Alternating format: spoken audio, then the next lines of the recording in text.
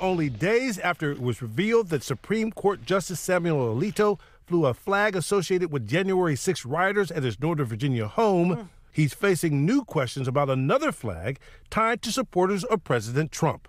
The New York Times publishing images of a pine tree flag outside of Alito's New Jersey Beach home last summer, with the words, "Appeal to Heaven." Like the upside-down flag, which had become synonymous with the Stop the Steal movement and flown at Alito's home, the pine tree flag was carried by some pro-Trump supporters on January 6 as the Capitol was attacked. Take a look at these images, and you'll see both flags clearly on display on January 6 as the mayhem unfolded. It's unclear who posted the pine tree flag and what kind, if any, statement was being made. The pine tree flag dates back to the Revolutionary War and was flown on warships commissioned under George Washington.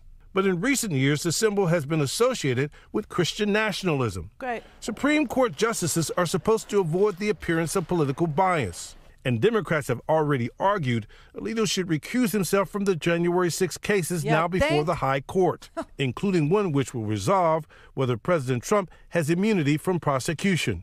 This week, Democrats pounced on Alito's upside-down flag controversy, raising questions about political bias. I think what he did was really the wrong thing to do, and it casts some doubt on impartiality, and I'm discussing with Senator Durbin where we should go from here. Alito has said the upside-down flag was placed at his home by his wife, who was in a dispute with a neighbor.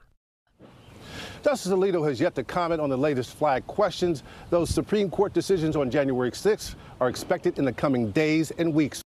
Everybody's tuned into Fox News to see if he'll say something about his wife, a cousin, a friend of a friend, the hairdresser of his wife's friend's cousin's mother's uncle is the one that hoisted that flag on his beach house.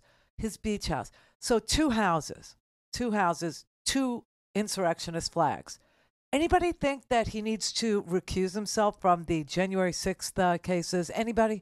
Does anybody think that he's actually showing whose side he's on here with this?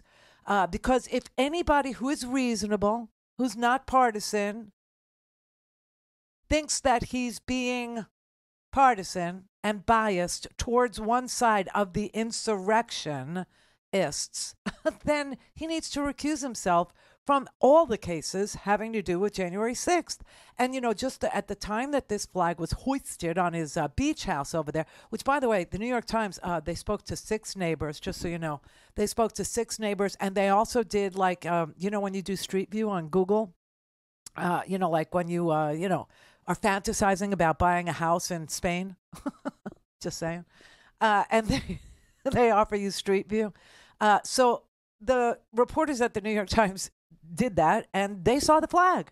They saw it. It was flying, waving, and this flag is called the prayer or pray to heaven, or heaven help us, or God help us, or please help us, or what. It is a flag that is part of the Revolutionary War, but it went dormant. It didn't really make it into the big, don't tread on me crowd flag, lovers.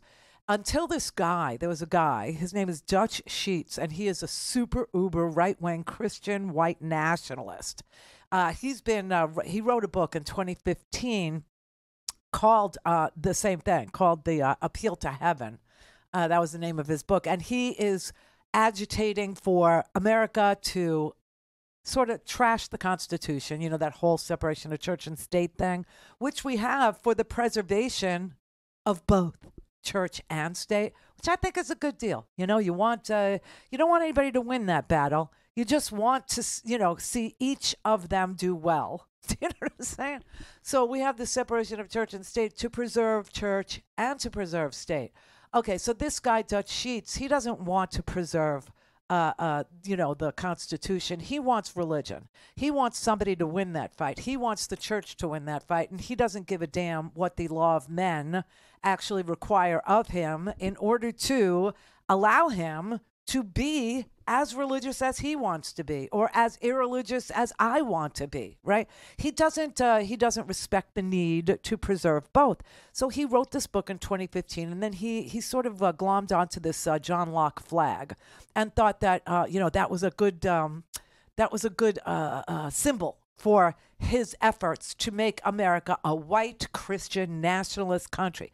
Now, you pair some of these news reports. Okay, so yesterday we had, I don't know, I was willing to say sloppy editing. I was willing to, it's just that, when Trump posts or reposts or retweets or retruths or whatever he does, things that are very pro-Nazi or pro-fascist or pro-Reich or whatever like that, you're never surprised, because he's done these anti-Semitic things his entire public life, right?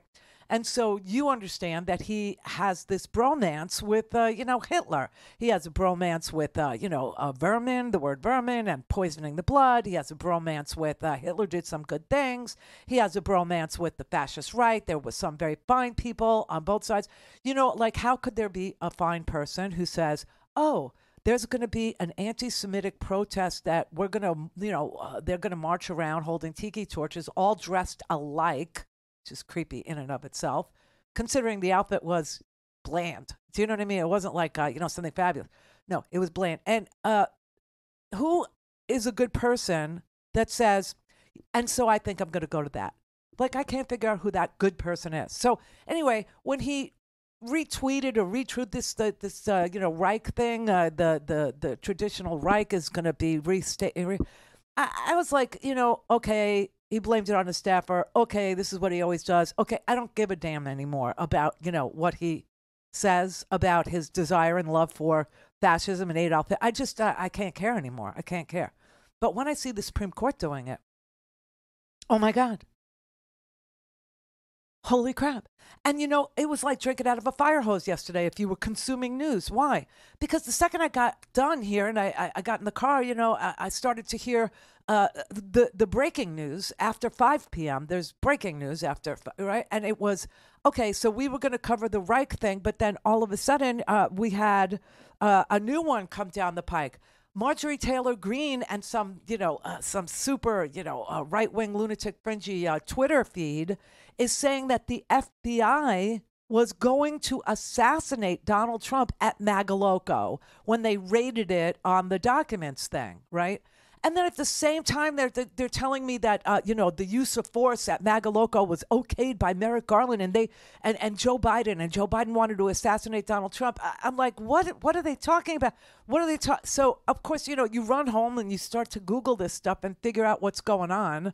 Right. And I found out whose Twitter account it was. I wrote her back, and I said to her, this is standard procedure for the FBI. Whenever the FBI is standing on the sidewalk, whenever they are in uniform, whenever they are crossing the street, whenever they are eating lunch at a donut shop or at a lunch counter, they are governed by these same rules that limit the use of deadly force.